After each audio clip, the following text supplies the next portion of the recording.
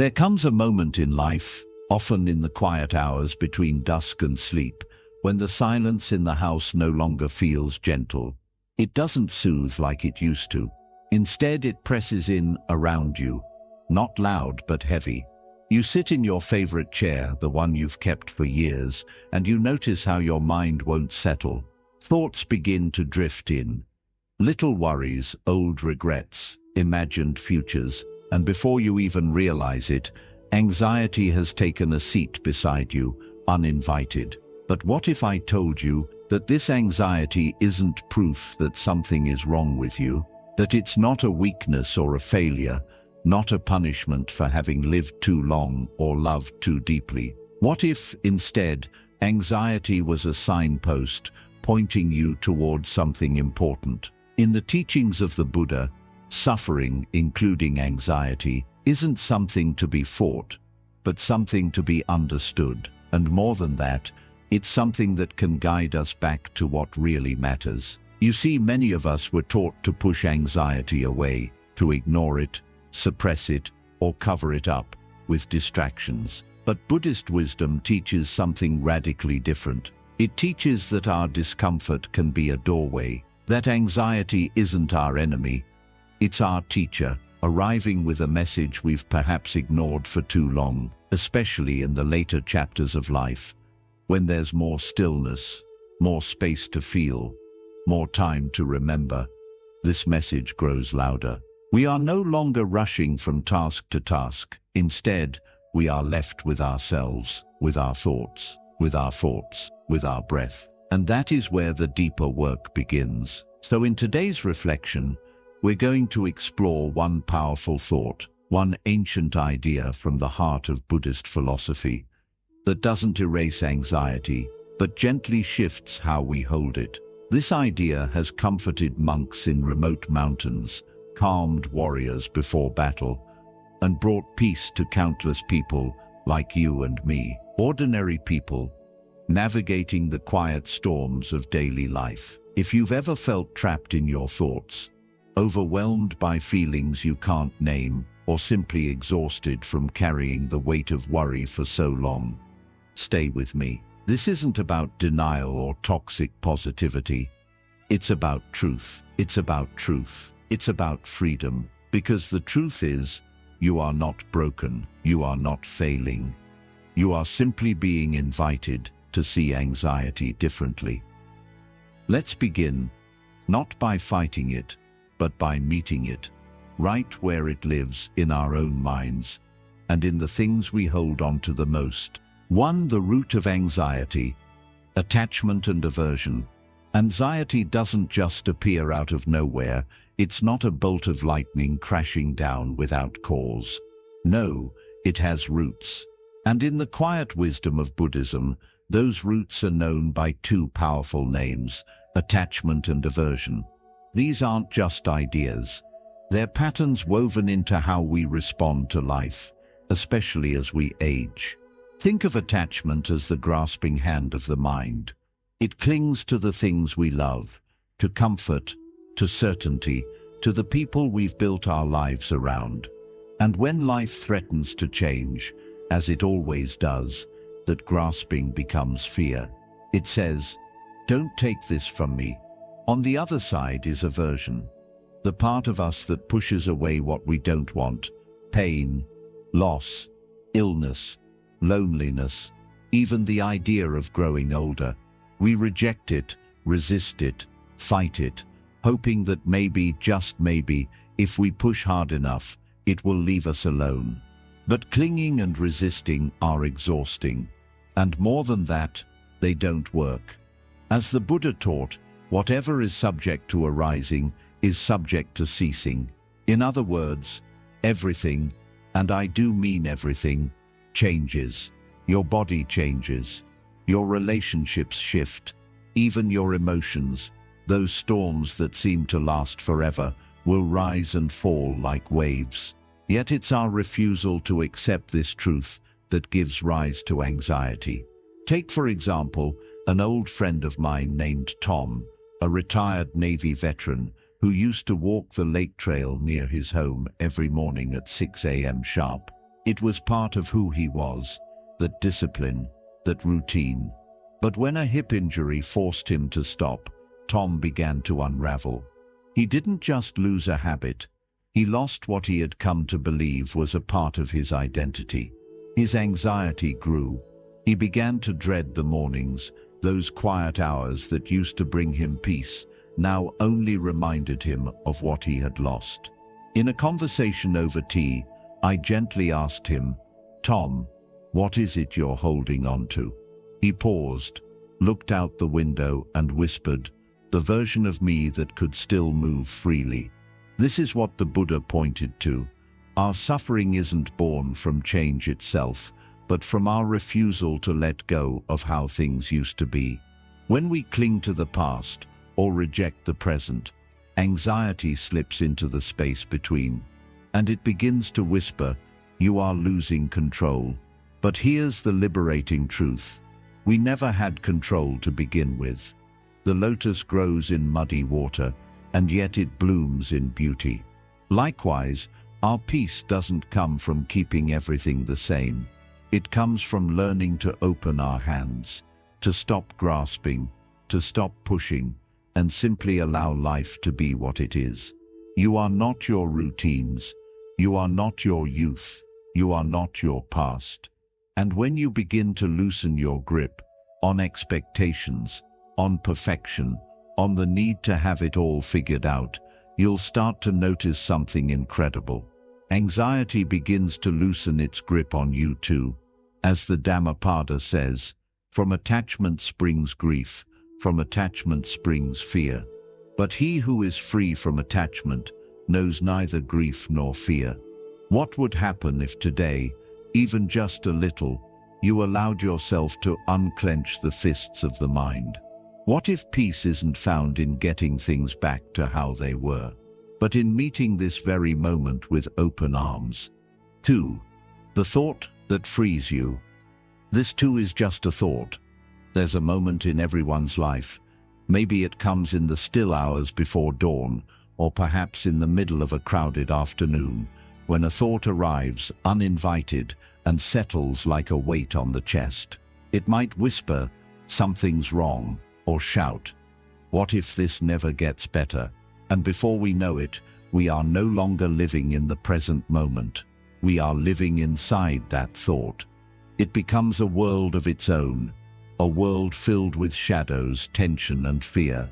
But the Buddha, in his quiet clarity, offered a thought so simple, so gently powerful, that it can begin to unravel anxiety at its root.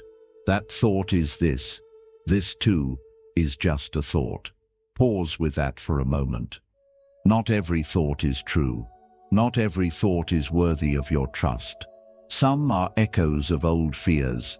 Some are habits of worry passed down like family heirlooms. Some are simply the brain doing what it's done for decades, scanning, protecting, imagining. But a thought, no matter how loud or persistent, is not a fact. It is a passing cloud across the sky of your awareness. A monk once said, "Don't believe everything you think. Even the thoughts that feel urgent are often just ripples on the surface of the mind." And the more we meditate, reflect, and truly observe, the more we begin to see the truth in this. Anxiety, as overwhelming as it can feel, often begins with a single thought, and that thought gains power only when we believe it without question. Take, for instance, the story of a woman named Marlene, 76, widowed, and adjusting to a quieter life than she had known for decades. After her husband passed, she began experiencing a strange kind of fear. She would sit alone in her living room and suddenly worry, "What if I fall and no one's there? What if I forget to turn off the stove? What if I start losing my memory?" These weren't unrealistic fears. They were grounded in possibility, but they weren't happening. They were thoughts, and they arrived with a pounding heart, a tight chest, and a racing mind. But Marlene began attending weekly mindfulness classes at the senior center. One afternoon, her instructor asked the group to write down the sentence, This thought is not me, it is just a thought. At first it felt silly, but over time, this became Marlene's anchor. Each time the fear arose, she would gently repeat it. This thought is not me, it is just a thought. And like a knot slowly coming undone, the grip of those fears began to loosen. You see, in Buddhism, this is known as non-identification, the wisdom of knowing that your thoughts are not who you are. They are movements in the mind, like wind passing through leaves. Some are helpful, some are not, but none of them define your essence. The practice, then, is not to suppress anxious thoughts, nor to shame yourself for having them. The practice is to see them clearly, to say, "Ah, I see you, thought. You are trying to protect me. You are trying to warn me, but you are not reality, and you are not in control." It's a small shift, from being inside the thought to standing beside it. But this shift is everything. As the great teacher, Ajahn Chah, once said, "If you let go a little, you'll have a little peace. If you let go a lot, you'll have a lot of peace. If you let go completely, you'll be free." When the next wave of anxiety rises, try meeting it with gentleness. Say to yourself, "This too is just a thought." No battle, no panic, just a whisper of truth in the heart of the storm. 3. Mindfulness. Anchoring in the present moment. It often begins with something simple. A flicker of unease while sipping your morning tea, a sudden tightness in the chest while folding laundry, or a vague sense that something is off, though nothing in particular has happened.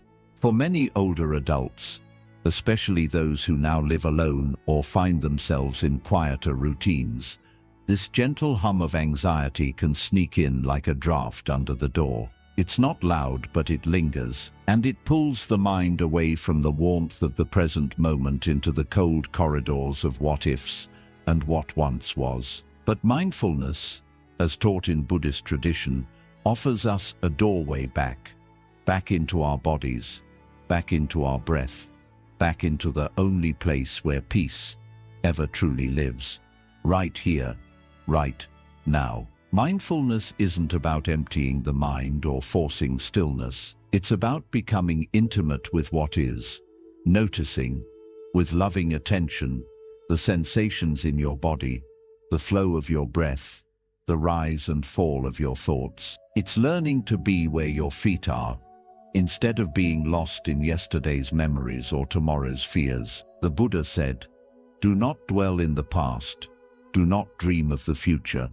Concentrate the mind on the present moment." And it's a teaching that speaks directly to the heart of anxiety, because anxiety is always reaching forward.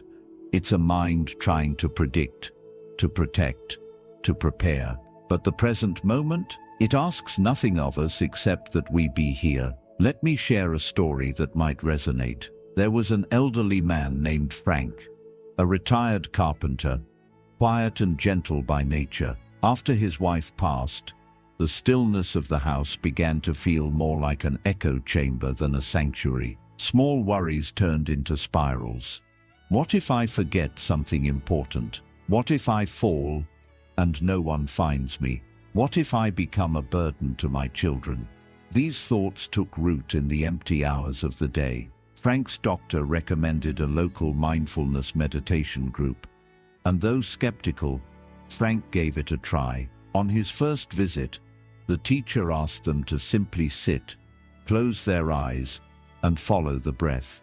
Not to change it, not to force it, just to notice it. Frank said later, "At first all I noticed was how loud my thoughts were, but eventually I began to notice my breathing, and then the sound of birds, and then the warmth in my hands. That was the turning point. Each breath became an anchor, each step a meditation, each moment an invitation to return." He began practicing 5 minutes a day, just sitting in his garden, hands resting on his knees, eyes soft, breath steady. He didn't try to clear his mind. He simply watched it, like watching clouds drift across the sky. And with time, the clouds grew lighter. This is the power of mindfulness. It doesn't promise to erase our struggles, but it teaches us to sit with them without fear. It helps us see that we are not the storm. We are the sky that holds it. Mindfulness is also deeply forgiving. If you drift into thought, that's okay. The moment you notice, you've already returned. That noticing is the practice. That return is the victory. So if anxiety visits you in the quiet of your days, offer it no battle. Instead, offer your breath. Anchor yourself in what you can feel, your feet on the floor, the warmth of sunlight, the rhythm of your inhale and exhale. This is not denial. It's not escape. It's a sacred act of returning. As Zen master Thich Nhat Hanh reminds us, feelings come and go like clouds in a windy sky. Conscious breathing is my anchor. Try it now. Take a breath. Feel it travel through your nose. Feel your chest rise. And as you exhale, whisper to yourself, I am here, and here is enough. 4. Compassion. The kindness that softens anxiety. There's a quiet, relentless voice that often accompanies anxiety, and it doesn't belong to the world around us. It belongs to ourselves. It's the inner critic, whispering, why are you like this? You should be stronger.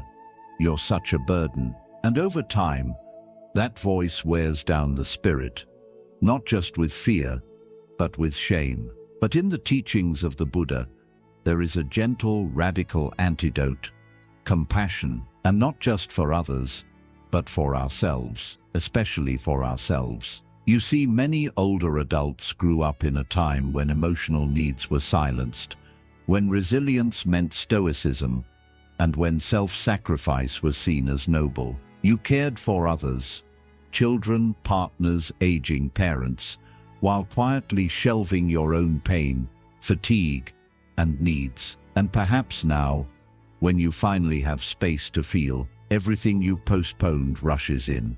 Anxiety, guilt, grief, regret. But here's what Buddhist wisdom teaches us, that the path to peace is not paved with perfection, it's walked with tenderness. The Buddha said, you yourself, as much as anybody in the entire universe, deserve your love and affection. These words are not an indulgence, they are a lifeline. Consider the story of Ruth, a 79-year-old woman who had spent most of her life caring for others. A nurse by profession and a mother by nature, she had always been the strong one, the dependable one. But after retirement, and especially after losing her sister, Ruth began experiencing waves of anxiety. She felt foolish, even embarrassed.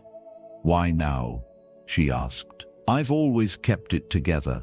During a mindfulness retreat at a local community center, a Buddhist teacher invited the group to place their hands on their hearts and silently repeat the phrase, may I be kind to myself in this moment. May I accept myself just as I am. At first, Ruth couldn't do it. Her chest tightened, tears welled. It felt unfamiliar, even selfish. But the teacher gently reminded her, self-compassion is not about ego. It's about softening. It's about not turning away from your own pain. That moment marked the beginning of Ruth's healing, not because the anxiety disappeared, but because she no longer fought it alone. She began writing letters to herself, forgiving the parts of her that had been too tired to keep going some days, too overwhelmed to explain, too hurt to reach out. And slowly she began to feel whole again. In Buddhist practice, compassion is seen as a medicine of the heart, and like any medicine, it must be taken regularly, especially when the symptoms of suffering arise. Here are a few gentle ways you can practice self-compassion in your daily life. Speak kindly to yourself, especially when you feel afraid or anxious. Replace what's wrong with me with this is hard, and I'm doing the best I can. Place your hand over your heart during anxious moments. It's a physical gesture of care, a reminder that you are not abandoned. Offer yourself the same grace you would offer a dear friend. If you wouldn't say it to them, don't say it to yourself. Acknowledge your effort. You've survived so much. You're still learning. That matters. Compassion doesn't fix everything, but it transforms the way we move through everything. It turns anxiety from a prison into a path that walks alongside your pain, not in opposition to it. Thich Nhat Hanh once said, "When you love someone, the best thing you can offer is your presence." How can you love if you are not there? The same is true for ourselves. If we are not present for our own pain, who will be? So the next time anxiety knocks at your door, meet it with kindness. Offer it a cup of tea. Sit beside it. Ask what it needs. Not so you can fix it, but so you can hold it gently, like a child who's frightened in the dark. Because sometimes all our inner world needs is to know that someone is still listening. 5. The thought that destroys anxiety. This is not mine. This is not me. This is not who I am. There are moments in life, quiet, piercing moments, when anxiety wraps itself around us so tightly that we begin to believe it defines us. The rapid heartbeat, the spinning thoughts, the inner tension, they start to feel like who we are rather than something we're experiencing. And in those moments, it's easy to whisper, "I am anxious," instead of seeing anxiety for what it really is, a passing cloud, not the sky itself. But over 2,500 years ago, the Buddha offered a profound teaching that can unhook us from this suffering. A thought so simple, yet so powerful, it can dissolve the grip of anxiety like sunlight dissolving fog. This is not mine. This is not me. This is not who I am. This phrase is not meant as denial. It's meant as liberation. It doesn't push anxiety away with resistance. It gently releases the false belief that you are your suffering. In the Buddhist text, Anatta Lakkhana Sutta, the Buddha teaches about non-self, the idea that we are not the thoughts, feelings, or sensations that move through us. Just as the sky is not the storm, we are not our anxiety. When we cling to fear, thinking it is part of our identity, it gains power. But when we say, "This is not me," we remember our true nature, vast, peaceful, unbound. Let's bring this into a real-life story. Meet Walter, an 82-year-old widower who had been battling anxiety ever since his wife passed away. He described it as a gnawing feeling in his chest, a sense of dread he couldn't name. It would come and go, but when it was there, it overtook everything, even his sense of self. "It feels like I'm disappearing into the fear," he once said. One afternoon at a local mindfulness group, the instructor led a meditation based on the Buddha's teaching of non-identification. She guided them through waves of sensations and emotions, softly repeating the phrase, "This is not mine. This is not me. This is not who I am." Walter sat quietly, hand over heart, repeating the words in his mind as the tension in his chest began to loosen. Something shifted, not all at once, but enough that he could breathe a little deeper. In the weeks that followed, Walter began using this practice daily. When anxiety showed up, instead of fighting it or collapsing under it, he would acknowledge it gently. "Ah, here it is again." Then breathe and remember, "This too will pass. This is not who I am." And each time, the storm grew a little less fierce. The beauty of this teaching is that it doesn't promise the disappearance of anxiety. It offers freedom within it. The Buddha never said we wouldn't experience fear or sorrow, but he did show us how not to suffer unnecessarily because of them. Let's break the phrase down. This is not mine. This means we don't own the emotion. It's not our possession. It's not something we have to protect or defend. It's just something arising, like a wave on the ocean. This is not me. This points to the deepest truth. We are not defined by this emotion. We are not broken. We are not flawed. We are the observer, not the turbulence. This is not who I am. Our identity is not made of fear, anxiety, or sorrow. Beneath all of it is our awareness, still, compassionate, steady. If you try this the next time anxiety visits, simply pause and say, "This is not mine. This is not me. This is not who I am." You may notice something remarkable. The emotion may still be present, but its power to define you begins to fade. You shift from being inside the storm to being the sky that holds it. Thich Nhat Hanh once said, "Feelings come and go like clouds in a windy sky. Conscious breathing is my anchor." And so it is with this thought. It becomes a lighthouse in the fog, a compass when you're lost in your mind. And the older we grow, the more this becomes not just helpful, but essential, because aging brings new uncertainties, unexpected loneliness, changing bodies, and the inevitable goodbyes. But none of these make us less whole. None of them diminish who we truly are. The thought, "This is not mine. This is not me. This is not who I am," isn't just for moments of panic. It's a mantra for liberation, for reclaiming your space, for remembering your essence, peaceful, aware, eternal. Because in truth, you were never your anxiety. You are the calm that remains when the wave recedes. You are the sky that holds every passing cloud. You are still here. 6. A guided practice, applying this thought in daily life.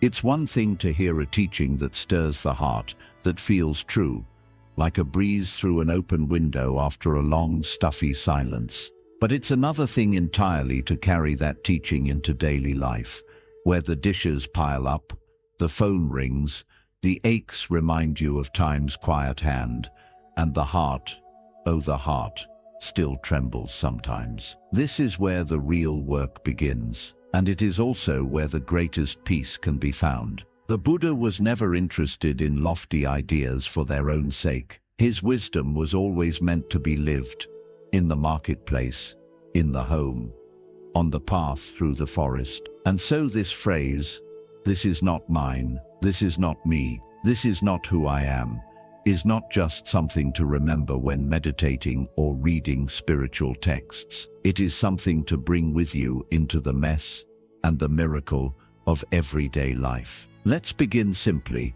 with a practice that's both gentle and powerful, something you can do even now as you listen. Find a moment to pause. Sit quietly, or if you're standing, let your feet rest fully on the floor. Let your body be just as it is. No need to force anything. Breathe in slowly, and then breathe out, just as slowly. Allow your breath to be like a soft hand on your back, grounding, reassuring. Now call to mind something that's been causing you anxiety. It could be a small worry that lingers like background noise, or something larger, a decision, a regret, a conversation that still echoes inside you. Don't judge it, just gently hold it in your awareness, like placing a stone in the palm of your hand. As you sit with this feeling, begin to softly say out loud, or in your heart, "This is not mine." Pause. Let that land. "This is not me."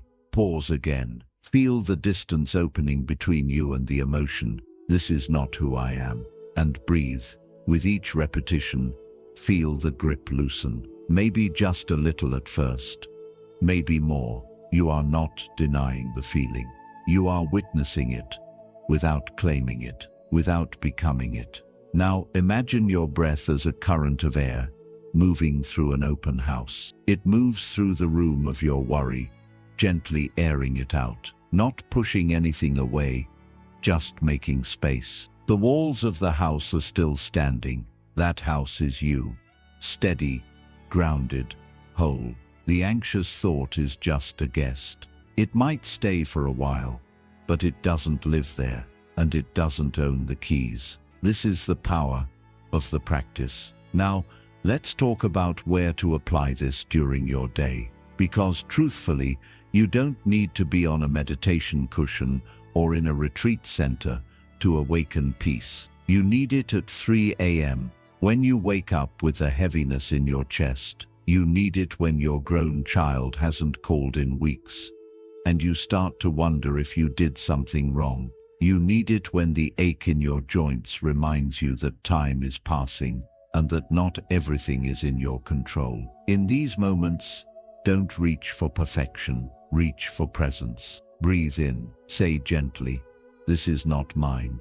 Breathe out, "This is not me." Breathe again, "This is not who I am." Then return to whatever is in front of you, washing the cup, folding the blanket, petting the dog, listening to the sound of the wind through the trees outside your window. In this way, the practice becomes seamless, not a separate act, but a way of walking through your life. And here's the beautiful part.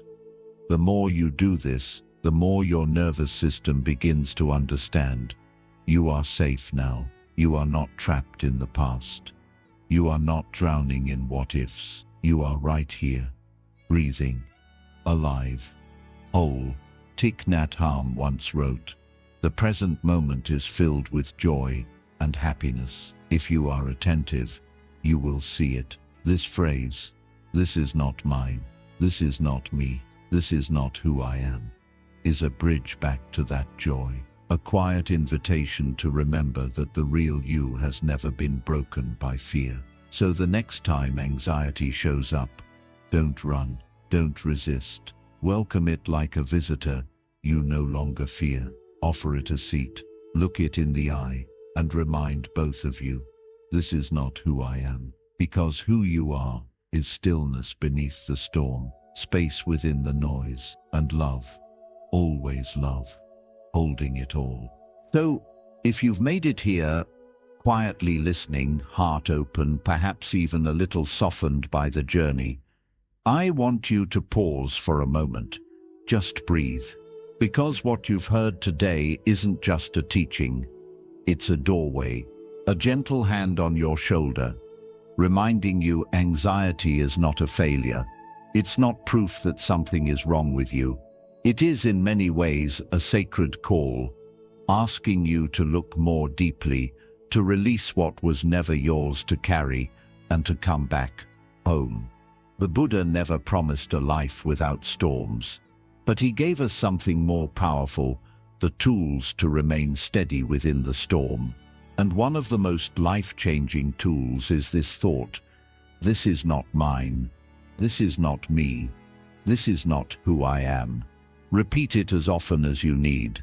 When the silence feels heavy, when the night is long, when your chest tightens with worry, speak it with tenderness, not resistance, because it is not a weapon, it is a balm.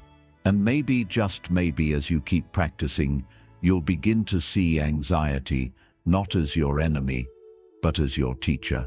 Not something to run from, but something that reveals your strength, your resilience, your incredible capacity to return again and again to peace.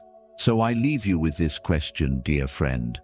What would your life look like if you stopped clinging to what doesn't serve you and started listening to what brings you home?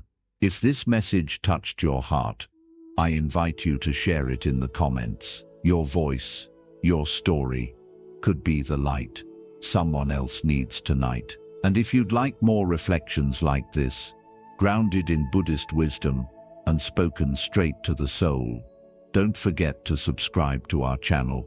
You'll always be welcome here. Until next time, breathe deeply, walk gently, and remember, who you truly are has never been broken, just waiting to be remembered.